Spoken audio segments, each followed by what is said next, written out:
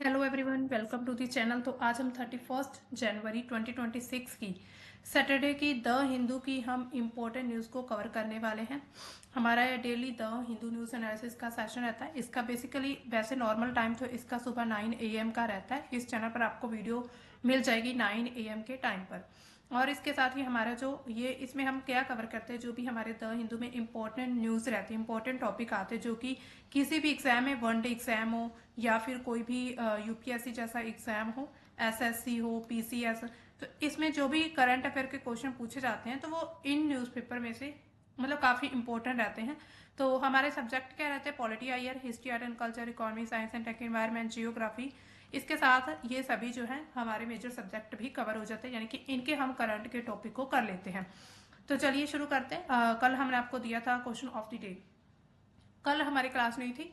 उससे पहले हमने जब भी मतलब सेशन लिया था द हिंदू का, उसमें आपको क्वेश्चन मिला था कि कौन से साल में जो है यूएस ने जो ब्लैक सिटीजन्स हैं उनको एक तरह से इक्वल राइट्स दिए थे वोटिंग के लिए। ठीक है, तो 1965 जो है, इसका ए ऑप्शन बिल्कुल हमारे यहाँ पर करेक्ट हो जाता है। अब बढ़ते हैं हमारी आज की फर्स्ट न्यूज। हमारी सबसे पहले न्यूज आ रही सुप्रीम कोर्ट से रिलेटेड है।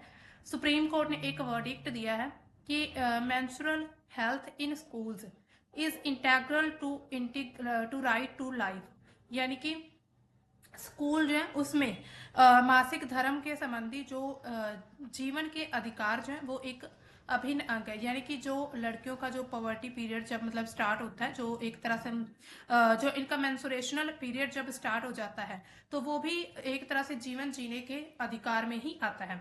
तो ये फैसला क्यों दिया गया है? तो डॉक्टर जया ठाकुर, आपने सुना होगा, एक जो मतलब कि उन्होंने एक जो वकील एडवोकेट है, उन्होंने एक पीआईएल दायर की थी कि स्कूल में मुफ्त लड़कियों को जो है मुफ्त जो सैनिटेशन जो भी सैनिटरी पैड होते हैं, और अलग अलग लड़कियों के लिए जो शौचालय यानी कि वॉशरूम्स की यहाँ पर जो है डिमांड की गई थी, मतलब मांग की गई थी। और कोर्ट ने कहा कि मासिक धर्म स्वच्छता तक पहुंच का अभाव लड़कियों की गरिमा, इसके अलावा गरिमा मीन्स की डिजेंटी, लड़कियों की डिजेंटी, हेल्थ की प्राइवेसी को लेकर और शिक्षा के अधिकार का उल्लंघन करता है। यानी कि अगर किसी स्कूल में, किसी भी इंस्टीट्यूशन में जो है यहाँ पर स्पेशली स्कूल्स की बात की, अगर उसमें लड़कियों की स्वच्छता को लेकर कोई वहां पर उपाय नहीं किए जा रहे, तो इट मीन्स कि ये जो है लड़कियां उनमें मतलब कि उनके लिए ये जो है रहने वाला है, उनके लिए ये सही नहीं होगा।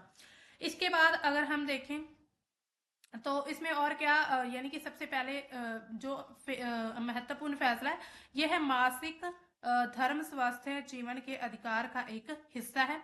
कोर्ट ने स्पष्ट किया है कि जो अनुच्छेद 21 है, यानी कि आर्टिकल 21 काफी इंपॉर्टेंट है, ये बहुत बड़ा आर्टिकल, और इसमें अभी जो है मेंस्ट्रुएशनल जो हमारी हेल्थ है उसको भी जोड़ दिया गया लड़कियों की।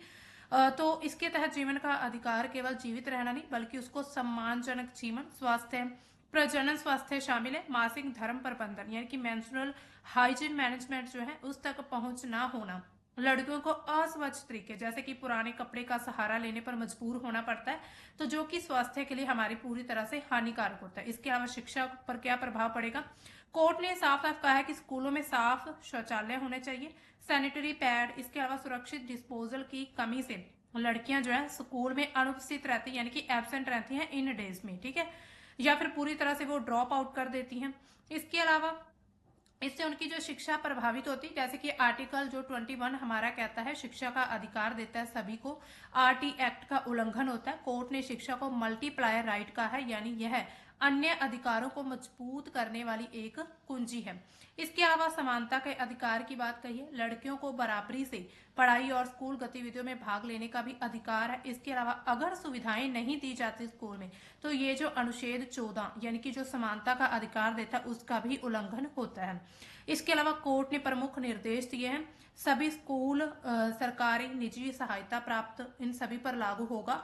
सभी स्कूलों में जो कक्षा है वो 6 से लेकर 12th तक की लड़कियों को जो है मुफ्त यानी कि बायोडिग्रेडेबल सैनिटरी पैड भी उपलब्ध कराने होंगे। उन्हें टॉयलेट में वेंडिंग मशीनों से देने की सिफारिश की गई है टॉयलेट में। इसके अलावा लिंग आधारित अलग शौचालय होने चाहिए, यानी कि लड़कियां लड़कियों को अलग अलग वॉशरूम्स होने चाहिए स्कूल में। इसके अलावा MHM कॉर्नर हर स्कूल में बनाया जाना चाहिए, जहां पर जो है स्पेयर अंडरवियर रखे जाएं, यूनिफॉर्म या फिर डिस्पोजल बैग उपलब्ध होने चाहिए। तो ये सभी जो चीजें हैं स्कूल में अवेलेबल हों। इसके अलावा सुरक्षित पर्यावरण अनुकूल तरीके से सैनिटरी पैड का जो है डिस्पोजल सुनिश्चित होना चाहिए। सभी शिक्षकों को मासिक धर्म स्वास्थ्य पर संवेदनशीलता प्रशिक्षण देना होगा। मासिक धर्म केवल महिलाओं का मुद्दा नहीं है, बल्कि लड़कों, अभिभावक और जो पुरुष शिक्षक है उनको भी जागरूक किया जाए, ताकि खुले माहौल में चर्चा हो सके। इसके अलावा NCERT और जो राज्य शिक्षा परिषद है मतलब उन सभी में स्वास्थ्य संबंधी, यानी कि ये जो स्वास्थ्य के मुद्दे उन सभी को शामिल करना होगा, ताकि जो स्टिग्मा बनाता है, कलंक इसको माना जाता है जिस भी चीज को लेकर लड़कियों के, तो वो खत्म हो जाए। जिला शिक्षा अधिकारी जो हर साल जो है स्कूलों का निरीक्षण करेंगे, यानी कि ऑब्जर्व किया जाएगा। छात्राओं से गुमनाम फीडबैक ली जाएगी, यानी कि एक तरह से सीक्रेट फीडबैक रहने वाली है जो स्टूडेंट से ली जाएगी। इसके अलावा NCPCR राष्ट्रीय बाल अधिकार संरक्षण आयोग और राज्य आयोग लागू करने की जिम्मेदारी, इसकी निगरानी करेंगे। इसके अलावा कार्यान्वयन कोर्ट ने कहा है कि केंद्र जो है, कोर्ट ने केंद्र, इसके अलावा सभी राज्य, केंद्र शासित प्रदेश, जितने भी स्टेट्स हैं, UT हैं हमारे, उनमें 3 महीने के अंदर इन सभी को लागू करने के आदेश दे दिए। ये कॉन्टिन्यूइंग मैंडेमस है, यानी कि कोर्ट खुद अनुपालन की रिपोर्ट मांगकर निगरानी करेगा। यानी कि कोर्ट भी, जो हमारा सुप्रीम कोर्ट है, वो मांग कर सकता है किसी भी स्टेट से, किसी भी एरिया से, कि इसकी सिचुएशन है यहाँ, यानी कि वहां पर इस पूरे आदेश को लागू किया गया या फिर नहीं। यानी कि एक बहुत ही इंपॉर्टेंट ये फैसला रहा है। अब चलते हैं हमारी नेक्स्ट न्यूज की तरफ। ग्रेट डील ऑफ यूथनेशियम for European deal, European Union deal to be implemented this year, says Piyush Goyal. यानी कि पीयूष गोयल ने कहा है कि यूरोपीय संघ के समझौते को लेकर काफी ज्यादा उत्साह है उन्हें। आप उनकी पिक्चर में देख सकते हैं, काफी खुश नजर आ रहे हैं। इसे इसी साल लागू किया जाएगा, यानी कि इसको मदर ऑफ ऑल डील्स कहा जा रहा है, जो कि हमारी यूरोपियन यूनियन के साथ हमारी डील हो रही है ट्रेड को लेकर। ठीक है, तो समझौते की घोषणा जो 27 जनवरी को की गई थी। इसके अलावा दोनों पक्षों ने, यानी कि यूरोपियन यूनियन और भारत, इंडिया, दोनों ने ही इसको ऐतिहासिक और गेम चेंजर भी बताया है, यानी कि बहुत बड़ा चेंज भी आ सकता है। इसके अलावा केंद्रीय वाणिज्य एवं उद्योग मंत्री जो हैं हमारे पीयूष गोयल, उन्होंने कहा है कि वो बहुत ज्यादा उत्साह में है, सभी ही भारतीय, और उन्होंने इसे भारत के लिए ट्रांसफॉर्मेशनल, एक मिनट, हाँ, तो उन्होंने भारत के लिए इस चीज को क्या कहा है कि ट्रांसफॉर्मेशनल है, यानी कि गेम चेंजर। उन्होंने कहा है कि ये जो समझौता इसी साल 2026 में लागू होगा। यूरोपियन यूनियन की तरफ से भी तेजी से लागू करने की बात हुई है, जिसमें AI का इस्तेमाल करके 24 यूरोपीय भाषाओं में अनुवाद तेज करने का भी एक कदम उठाया जाएगा। इसके अलावा फायदे क्या रहने, भारत के निर्यात को बढ़ावा मिलेगा, खासकर जो हमारा टेक्सटाइल इंडस्ट्री है, गारमेंट्स है, लेबर इंसेंटिव सेक्टर है, उसमें भी बहुत सारी नौकरियां पैदा होंगी। 6 से 7 मिलियन नौकरियों की उम्मीद की जा रही है। इसके अलावा भारत के 33 बिलियन जो डॉलर है उसके लेबर इंसेंटिव एक्सपर्ट्स को भी फायदा रहेगा। टैरिफ कम होगा, यानी कि 90% से ज्यादा गुड्स पर टैरिफ हटाए गए या फिर कम कर दिए जाएंगे। भारत से जो होगा यूरोपियन यूनियन, उसमें एक्सपोर्ट आसान रहेगा और यूरोपियन यूनियन से भारत में इंपोर्ट सस्ता हो सकता है। इसके अलावा व्यापार भी बढ़ सकता है। व्यापार कैसे बढ़ेगा, वर्तमान द्विपक्षीय जो व्यापार नहीं, यानी कि द्विपक्षीय व्यापार जो हमारा 136 से लेकर 150 बिलियन डॉलर तक है। इसके अलावा इसको 200 बिलियन डॉलर तक करने की एक तरह से टारगेट रखा गया है। इसके अलावा ये सिर्फ व्यापार नहीं, बल्कि डिफेंस का हमारा सेक्टर है, investment, technology transfer, mobility, partnership, इन सभी साझेदारी को लेकर ये जो हमारा यानी कि पूरा एक जो मतलब कि हमारा जो व्यापार है, डील है, इसको साइन किया गया। अब चलते हैं हमारी नेक्स्ट न्यूज की तरफ। हमारी नेक्स्ट न्यूज क्या कहती है, हाई टैप कवरेज अंडर जल जीवन scheme but lower uses reliability. यानी कि जल जीवन योजना के अंतर्गत जलों की जो व्यापक कवरेज है, लेकिन उपयोग बहुत कम है। इसके अलावा रिलायबिलिटी भी बहुत कम है। जल जीवन मिशन आप सभी ने सुना ही होगा। तो इसकी शुरुआत जो है 15 अगस्त 2019 को 15 अगस्त 2019 को PM नरेंद्र मोदी जी के द्वारा की गई थी इसकी शुरुआत। इसका उद्देश्य क्या था कि 2024 तक जो है हर ग्रामीण घर को functional house hold tap connection देना, यानी कि सभी घरों में जो है टैप्स को मतलब कि उनको वहां पर जो है अवेलेबल करवाना, जिसमें प्रति व्यक्ति प्रतिदिन कम से कम 55 लीटर जो है सुरक्षित और पीने लायक जो है पानी आएगा उसमें, ठीक है। 55 लीटर हर एक व्यक्ति को, यानी कि एक व्यक्ति का जो 55 लीटर पानी आएगा। इसके अलावा कम से कम है ये 2019 में क्या देखा गया, सिर्फ 17% ग्रामीण घर जो थे, गांव के घर, उसमें नल का पानी था। इसके बाद 2025-26 की रिपोर्ट के अकॉर्डिंग जो है 80% तक, यानी कि 80 से 81% तक जो है ये मतलब एरिया जो है कवरेज किए जा चुके हैं। यानी कि कनेक्शन जो लगाए गए हैं ये हैं 12 करोड़ से अधिक नए कनेक्शन भी लगाए गए इसके जरिए। ये दुनिया की सबसे बड़ी ग्रामीण जल पूर्ति योजनाओं में से एक है, यानी कि पूरे वर्ल्ड की, हम सिर्फ भारत एशिया की ही नहीं बल्कि पूरे वर्ल्ड की अगर हम देखें तो ग्रामीण जलापूर्ति जो योजना है उसमें से एक है हमारी जल जीवन मिशन योजना, जिसमें महिलाओं को पानी लाने का बोझ कम हुआ। यानी कि पहले क्या होता था, महिलाएं जो जाती थी कुओं से पानी लाने जाती थी बहुत दूर दूर तक, तो उन सभी को यानी कि उनकी स्वास्थ्य सुधार की उम्मीद भी देखी गई है। अब देखिए समस्या क्या आ रही है, इसमें कवरेज ज्यादा है लेकिन उपयोग बहुत ही कम हो रहा है। यानी कि नलों की कवरेज, यानी कि नल जो है बहुत जगह पर लगाए गए हैं लेकिन इसका यूज नहीं हो रहा है, या तो इनमें पानी नहीं आ रहा है, पानी की कमी बहुत ज्यादा आ रही है। तो कवरेज है ये है कि 98% घरों में जो हम देखते हैं कनेक्शन लगाए जा चुके हैं, और उपयोग सिर्फ 83 घरों में, यानी कि पिछले 7 दिनों में कम से कम एक बार पानी आया है। यानी कि 83% ऐसे टैप्स हैं, आप टैप मान लीजिए, ऐसे जो वहां पर नल लगाए गए उसमें सिर्फ एक बार पानी आया। इट मीन्स कि इनका उपयोग, जो ये जो मिशन लाया गया था जल जीवन मिशन, इसको पूरी सही तरह से लागू नहीं किया जा रहा है। इसके अलावा 80% घर ऐसे हैं, घरों में ही जो है 55 लीटर जो है मतलब प्रति व्यक्ति प्रतिदिन मात्रा मिलती रहती। इसके अलावा कुल कार्य क्षमता अगर हम देखें तो केवल 76% घरों में ही योजना का लाभ अच्छे से मिल पाया है। इसके अलावा पानी की गुणवत्ता जो है इसमें 76% में सुरक्षित सैंपल पाए गए। इट मीन्स बाकी जो इतने परसेंट पानी है, यानी कि 24% पानी इसमें दूषित पाया गया, यानी कि माइक्रोबायोलॉजिकल दूषित पानी की समस्या है। जैसे कि अभी हमने देखा था मध्य प्रदेश में और राजस्थान में, जो हमें मतलब बहुत सारे क्षेत्रों में ऐसी पानी को लेकर बहुत सारी समस्या थी। पानी में मतलब जो कि सीवरेज का पानी वगैरह मिक्स हो गया था, ये भी एक तरह से कारण में कमी रही थी। इसका कारण क्या है, सबसे पहले तो पंप फेलियर हो चुका है, यानी कि इतने कम उपयोग क्यों हो रहा है, कारण क्या है, सबसे पहले जो है पंप जो है फेलियर हो चुके हैं, पाइपलाइन जो है बहुत ज्यादा एक तरह से क्षतिग्रस्त, उनको नुकसान हो चुका है। बिजली की समस्या। इसके अलावा NSSO सर्वे जो है 79 जो राउंड, यानी कि 79th बार ये सर्वे हुआ था। इसमें कई राज्य, जिसमें यूपी, बिहार, झारखंड, इन सभी को प्राथमिक स्रोत के रूप में सिर्फ 6 से 30% तक ही जो है टैप को यूज करते हैं, सबसे यानी कि प्रायोरिटी टैप को दी जाती है। कुछ क्षेत्रों में लोग पुराने हैंडपंप या फिर और स्रोत भी पसंद करते हैं। इसके अलावा ऑपरेशन एंड मेंटेनेंस की कमी बहुत ज्यादा है, जल्दबाजी में इंस्टॉलेशन किया गया है टारगेट पूरा करने के लिए 2024 तक, तो बहुत ही जल्दबाजी की गई है।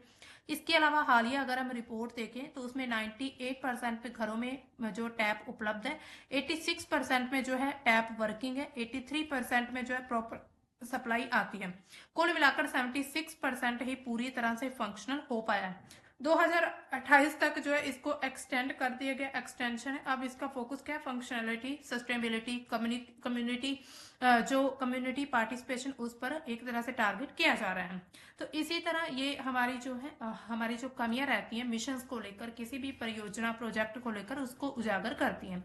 अब चलते हैं हमारी नेक्स्ट न्यूज की तरफ। नेक्स्ट न्यूज क्या हमारी, stem cell therapy cannot be offered as a clinical service for autism, supreme court. यानी कि जो स्टेम सेल थेरेपी होती है उसको क्लिनिकल सर्विस की तरह मतलब यूज ऑफर नहीं किया जा सकता, सुप्रीम कोर्ट के द्वारा ये कहा गया है, ठीक है।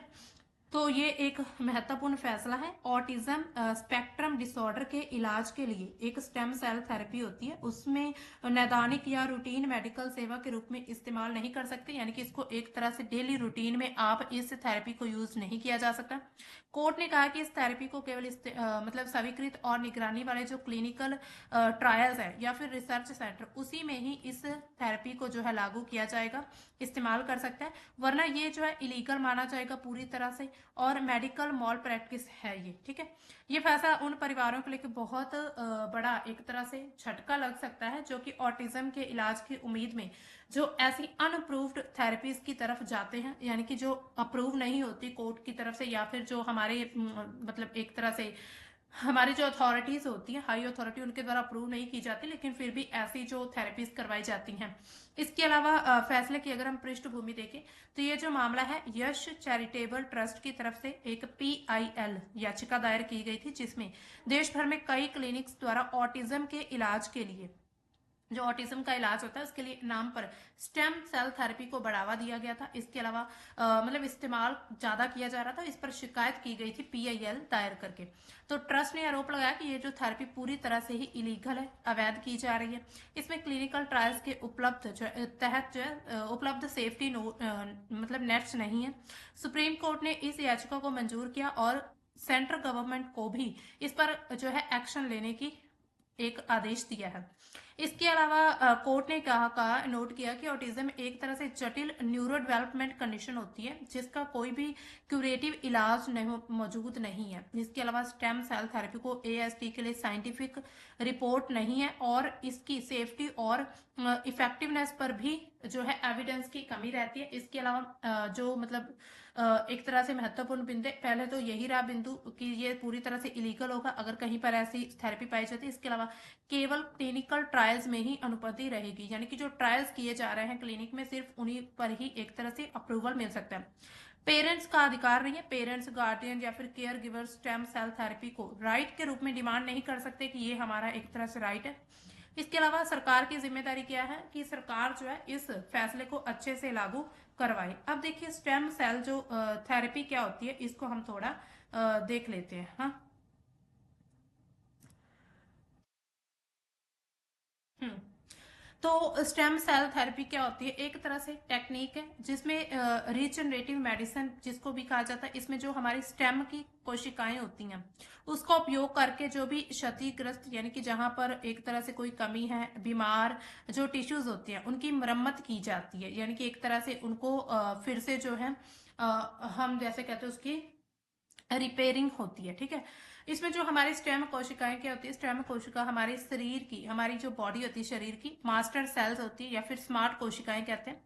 ये खुद को बार बार विभाजित कर सकती हैं। ये अलग अलग प्रकार की कोशिका, जैसे कि हमारी नर्व सेल होती है, इसमें हमारे ब्लड सेल होते हैं, हार्ट सेल, ये अलग अलग रहती हैं। ये कोशिकाएं मुख्य रूप से इन स्रोतों से ली जाती है, जैसे कि बोन मैरो में, इसके अलावा अब अबलिंकल कार्ड ब्लड के रूप में, इसके अलावा अडल्ट टिश्यू से। तो स्टेम सेल थेरेपी काम कैसे करती, एक तरह से पहले इसकी कोशिकाएं किसी मरीज के अपने शरीर से या फिर डोनर से जो है स्टेम सेल्स पहले लिए जाते हैं, फिर लैब में इन्हें शुद्ध और तैयार किया जाता है, फिर इन्हें उन शरीर में इंजेक्ट किया जाता है जिसके द्वारा थेरेपी करवाई जा रही है। तो इसी तरह जो सुप्रीम कोर्ट है उसने फैसला दे दिया कि ऑटिज्म के लिए स्टेम सेल थेरेपी को रूटीन इलाज नहीं मान सकते हम, सिर्फ इसको क्लिनिक्स में जो है इसका ट्रायल होगा या फिर रिसर्च सेंटर में इसको यूज किया जा सकता है, यानी कि अब हर व्यक्ति जो है स्टेम सेल थेरेपी नहीं करवा पाएगा, ठीक है। हम्म। अब बढ़ते हैं हमारे नेक्स्ट एडिटोरियल है ये हमारा। तो green steel can shape India climate goals trajectory, यानी कि जो ग्रीन स्टील है वो इंडिया के क्लाइमेट गोल्स को जो है यानी कि जलवायु लक्ष्यों की दिशा में महत्वपूर्ण भूमिका निभा सकते हैं। तो ग्रीन स्टील हरित उत्पाद के बारे में बात की गई है। अब देखिए इसमें जो सबसे पहले इन्होंने जो इंट्रो दिया इसमें क्या कहा है कि भारत जो है आज कैसे मोड़ पर खड़ा है, कि आर्थिक विकास हमारा जो है भारत का और जलवायु संरक्षण दोनों को ही हमारे लिए साथ लेकर चलना जरूरी है। यानी कि अगर सिर्फ हम अपनी इकोनॉमिक ग्रोथ की तरफ देखते गए तो हम जो है जलवायु को लेकर पूरी तरह से हम फेल हो जाएंगे, हमारे क्लाइमेट को लेकर उसको भी हमें साथ लेना है। पिछले साल जो ब्राजील के बेलम में COP30 सम्मेलन हुआ था जो क्लाइमेट चेंज को लेकर, वहां पर हमारे केंद्रीय पर्यावरण मंत्री गए थे भूपिंदर यादव। उन्होंने क्या घोषणा की कि भारत अपनी NDC नेशनली डिटरमाइंड कंट्रीब्यूशन को और अधिक बनाकर फिर से प्रस्तुत करने वाला है, जो अभी जो है कोप भारत में जो उसका मतलब भारत इसका अध्यक्षता करेगा। इसके अलावा ऐसे में हरित जो हमारे ग्रीन स्टील है, हरित इस्पात अब जो है हमारे लिए ऑप्शन नहीं बल्कि मैंडेटरी बन चुका है। इसके अलावा इस्पात जो है क्षेत्र की भारत की एक अर्थव्यवस्था की रीढ़ है, यानी कि भारत के अगर हम देखें भारत में, तो भारत की इकोनॉमी को करने में जो हमारा ग्रीन स्टील है वो सबसे आगे है। इसके अलावा इंफ्रास्ट्रक्चर, निर्माण, ऑटोमोबाइल, मशीनरी, ये सब कुछ का आधार बन चुका है ग्रीन स्टील। लेकिन इसके साथ ही बहुत ज्यादा कार्बन उत्सर्जन वाला क्षेत्र भी यही है। पूरे विश्व के स्तर पर इस्पात उत्पादन से कुल ग्रीन हाउस गैस उत्सर्जन का लगभग 7 से 9% तक जो है होता है। भारत में कुल उत्सर्जन का 10 से 12% तक का जिम्मेदार है। भारत दुनिया का दूसरा सबसे बड़ा जो इस्पात उत्पादक देश हमारा जो है इस्पात उत्पादक देश बनता जा रहा है। सेकंड कंट्री है पूरे वर्ल्ड में। अब देखिए ग्रीन स्टील आखिर होता है क्या। तो ग्रीन इस तरह का स्टील होता है जिसका उत्पादन कम या फिर लगभग शून्य कार्बन उत्सर्जन के रूप में किया जाता है, जहां पर शून्य कार्बन होना चाहिए। इसके अलावा पारंपरिक ब्लास्ट फर्नेस में कोक यानी कि कोयला का इस्तेमाल होता है जो कि CO2 छोड़ता है।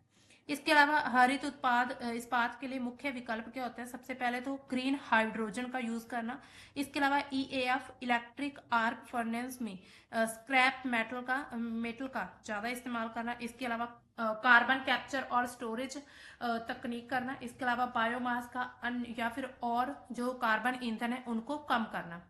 ये तकनीकें तैयार हैं लेकिन हमारे लिए भारत में आज भी बहुत महंगी हैं। यानी कि अगर हम ग्रीन स्टील उत्पादन की लागत की बात करें, अभी भी जो है पारंपरिक लागत से 20 से 40% जो है ज्यादा है, यानी कि हाई इसकी कॉस्ट रहती है। इसके अलावा भारत के लिए जरूरत क्या है।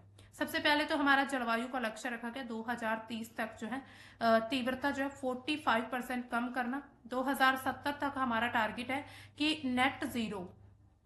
नेट जीरो जो इस्पात क्षेत्र का बहुत बड़ा बदलाव डालेगा। इसके अलावा आर्थिक भविष्य के भारत अगले दशकों में इस्पात उत्पादन को दुगुना या फिर तिगुना करने की बात कर रहा है। अगर हम हरित रास्ता नहीं अपनाएंगे तो यूरोपीय संघ का कार्बन बॉर्डर एडजस्टमेंट मैकेनिज्म जैसे यानी कि CBAM जैसे जो हमारे नियम है, ये हमारे निर्यात पर भी टैक्स लगा सकते हैं। इसके अलावा पूरे विश्व का नेतृत्व कर सकता है Bharat grinning steel road map और ग्रीन स्टील टैक्सोनॉमी जैसी पहलों से आगे बढ़ रहा है। यदि हमें यानी कि ये हमें क्या करेगा, सस्टेनेबल इंडस्ट्री में ग्लोबल लीडर भी बना सकता है। चुनौतियां क्या रहेगी। सबसे पहले तो फाइनेंशियली हमारे लिए सबसे बड़ी चुनौती रहती है।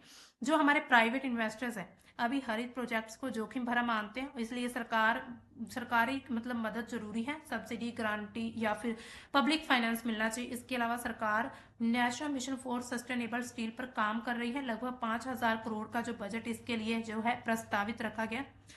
ग्रीन पब्लिक प्रोक्योरमेंट नीति से सरकारी प्रोजेक्ट्स में 25 से लेकर 37% तक हरित इस्पात जो है वो अनिवार्य करने की चर्चा की गई। इसके अलावा हरित हाइड्रोजन मिशन यह इस्पात के लिए हाइड्रोजन सप्लाई का एक आधार भी बन सकता है।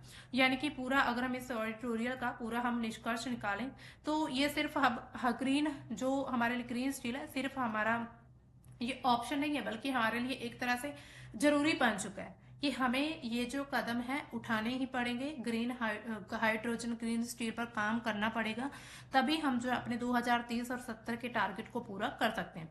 अब चलते हैं हमारी आज की लास्ट न्यूज। हमारी न्यूज क्या कहती है लास्ट की, तो न्यूज है Hamas should join PLO subscribe to its mandate Palestine minister.